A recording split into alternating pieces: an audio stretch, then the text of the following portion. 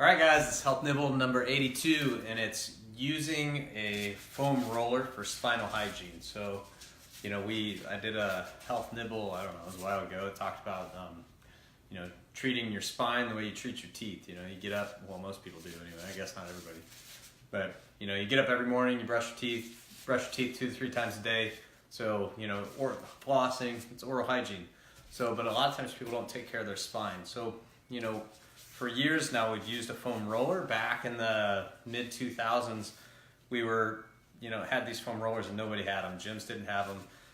And the way we taught it and still teach it is that you use this like you would a toothbrush, except that this is like a toothbrush for the spine, so to speak. So you use it for spinal hygiene. And, there are, once I discovered foam rolling, a long time ago, 13, 14 years ago, What a low network. Low network. Mm-hmm. I couldn't believe that I ever lived without a foam roller. And I also feel that way about chiropractic. I mean, I just don't even know how people do it without chiropractic and foam rolling. So I'm just going to go through real quick some of the techniques that I use for foam rolling. We recommend each position about 2 minutes, but they're incredibly helpful. So, after I get done playing sports, I roll all the time. A lot of times I roll before. Actually, most of the time I roll before. So, and something else to think about.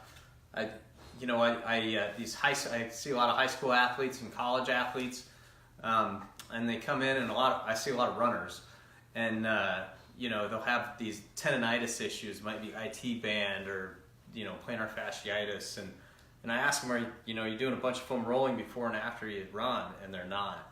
So, it can affect even youthful people. It's really helpful for me, 40 years old, still playing sports. I love the foam roller. Yeah, we use the foam roller a lot. Yep. So, one of the things it's helpful for is thoracic mobility. So that's mid-back. So just using the foam roller like this, you can do it a couple different ways. You can pull your chin in, which this is actually a postural stabilization exercise. Sometimes if I want to get more extension in the spine, I'll do this.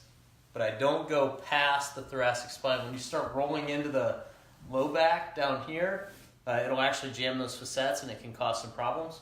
So, thoracic spine, and then I roll over. When people are really rolled forward, sometimes it's because their lats are tight, and that's from sitting in a computer, and this gets tight and this gets tight. It's called upper cross syndrome.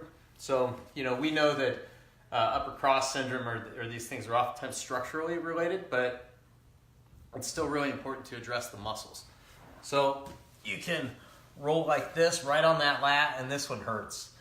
And you just want to be careful that you don't get over onto the ribs, because some people have thin ribs and they can crack them. So, just right in that big muscle right there, and that really will help square your shoulders up. It's good for baseball players too. When their shoulders are rolled forward, they tear rotator cuffs.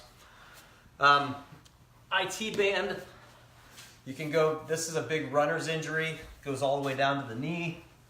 You can roll like this. I stack my legs to get more weight on there, and so you can go all the way up and all the way up into the hip. This is a big one for me. I have,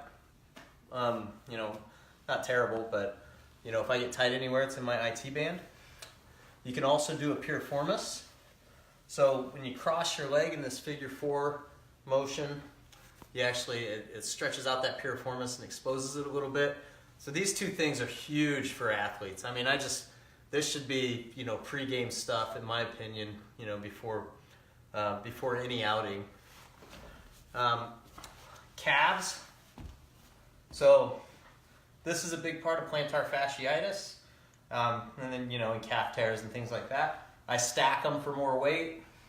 The other thing is it's actually decent core stability, because I have to control my body with my shoulders to really do it effective and efficiently. That's the best way to do it. And then last but not least, it's not great for hip flexors. I'll show you lacrosse balls later, but lacrosse balls I think work a little better, but you can use them for hip flexors too. So same thing, I just kind of get my legs up in the air so that I can get a little more weight on the foam roller. And I do this all the time. I recommend every house has one or two of them. We have our kids doing it, pre-sport. It's a major part of spinal hygiene. So that's your health nibble.